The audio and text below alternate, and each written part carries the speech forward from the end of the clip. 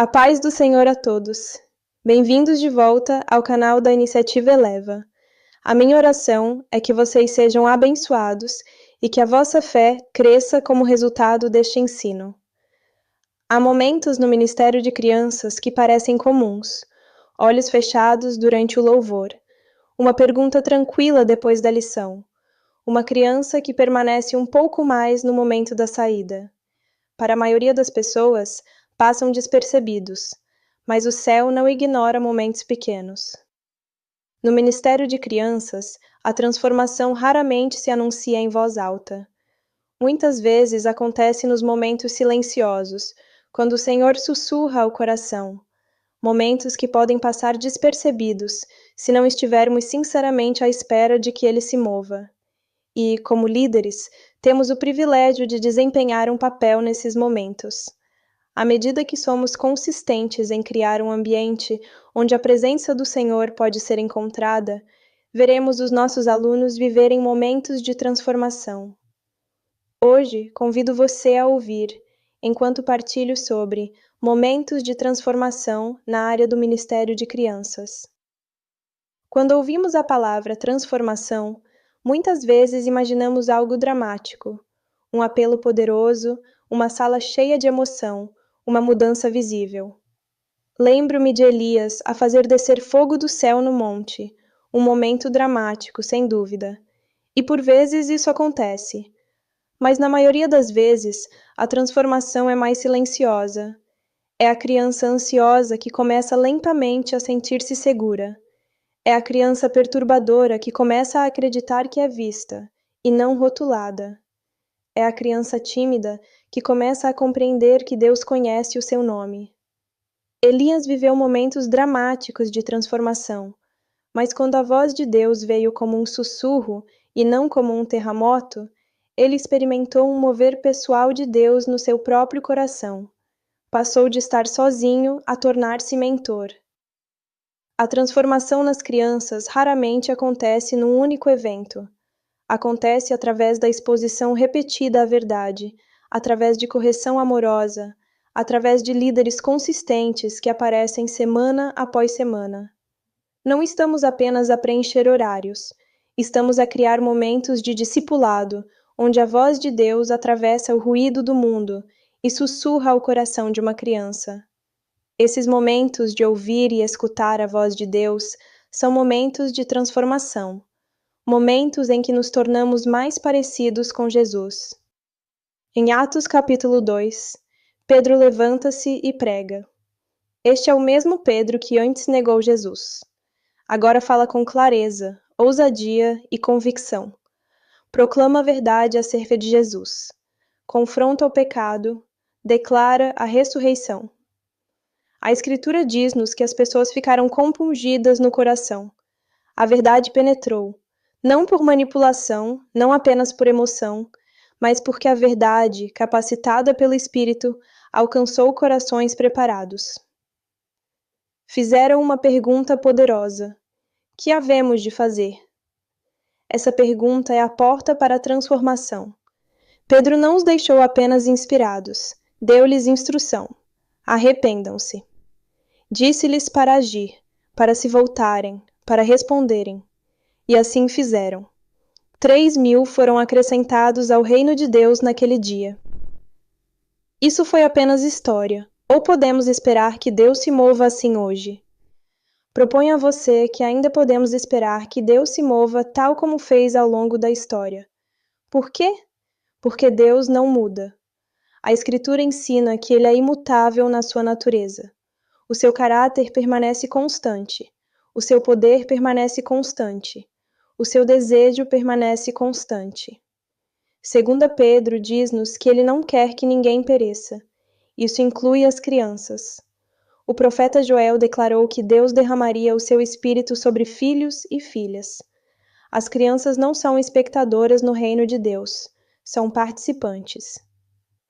Se o caráter de Deus não mudou, se o seu desejo não mudou, e se o seu espírito continua a ser derramado, então a transformação continua a ser possível. Qual é, então, a minha parte? E qual é a sua parte? Devemos orar, devemos planear, devemos dar o nosso melhor. Ao fazermos isso, criamos o momento, e Deus usa esse momento e traz a transformação. Observe novamente o padrão em Atos 2. Pedro orou. Pedro preparou-se. Pedro pregou a verdade com ousadia. A verdade penetrou os corações. Deus e a sua palavra fizeram a sua parte. Depois Pedro chamou-os à ação. Uma decisão precisava de ser tomada. A transformação começa sempre com uma decisão. Uma decisão molda o comportamento. O comportamento molda hábitos. Os hábitos moldam o caráter. O caráter molda o destino. Nunca subestime a decisão de uma criança. Uma oração sussurrada aos 8 anos pode redirecionar uma vida inteira. O objetivo de um culto de crianças não é só atividade, é transformação. Se a transformação é o objetivo, então devemos planear com intencionalidade. Um culto de crianças não é apenas um horário para gerir, é uma oportunidade espiritual. A verdade precisa de se ligar à vida diária. As crianças devem compreender como a lição afeta a forma como tratam os amigos, como respondem em casa e como fazem escolhas durante a semana. A verdade aplicada torna-se transformação em movimento. As crianças não foram criadas para a monotonia. Use histórias, use recursos visuais, use lições com objetos, use discussão, use interação. A clareza pode exigir criatividade. A variedade mantém os corações envolvidos tempo suficiente para que a verdade se estabeleça. Também precisamos de expor as crianças a todo o conselho da Escritura, não o mesmo versículo todas as semanas. Permita que vejam a coragem de Davi, a obediência de Esther, o arrependimento de Zaqueu, a fé de Daniel, a misericórdia de Jesus. Uma base bíblica ampla constrói vidas espirituais fortes. O ensino apropriado à idade é essencial. A compreensão é mais importante do que impressionar. Explique grandes verdades numa linguagem que as crianças possam entender. Pedro pregou com clareza, e nós também devemos ensinar com clareza. O objetivo não é vocabulário complexo, o objetivo é compreensão. 2 Coríntios diz-nos que somos embaixadores de Cristo. Embaixadores representam um reino, mas embaixadores eficazes conhecem o seu público. Paulo demonstrou isso em Atos capítulo 17. Quando entrou em Atenas, observou a cultura, entendeu o ambiente espiritual, percebeu as crenças, depois adaptou a sua mensagem para que pudessem ouvi-la. Não mudou a verdade, ele comunicou-a com sabedoria. Como líderes do Ministério de Crianças, devemos fazer o mesmo. Defina o seu público. Qual é a faixa etária? Qual é o ambiente espiritual? São crianças criadas na igreja ou visitantes pela primeira vez?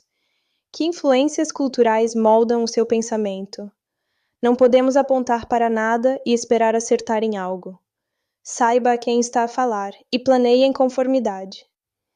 Cada domingo é uma janela, e é breve. Podemos ter 60 minutos, talvez 90. Depois as crianças regressam à escola, às redes sociais, às pressões e às múltiplas vozes que competem pela sua atenção. Temos apenas um momento, por isso façamo-lo valer a pena. Ore como se a transformação fosse possível. Planeie como se a transformação fosse intencional.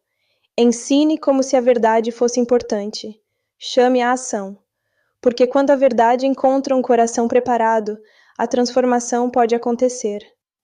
As salas de aula podem tornar-se momentos de Atos capítulo 2. Não pelo nosso entusiasmo exagerado, nem pela nossa personalidade, nem pelas nossas habilidades, mas porque Deus ainda se move e os corações das crianças ainda estão prontos. Momentos pequenos não são pequenos no reino de Deus.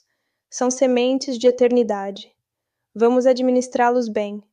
Sejamos fiéis e proativos em criar momentos onde Deus fala e a transformação acontece. Esperemos transformação não apenas na vida dos nossos alunos, mas também nos nossos próprios corações. Se este ensino foi encorajador e útil para você, não se esqueça de partilhar com um amigo. Que Deus o abençoe.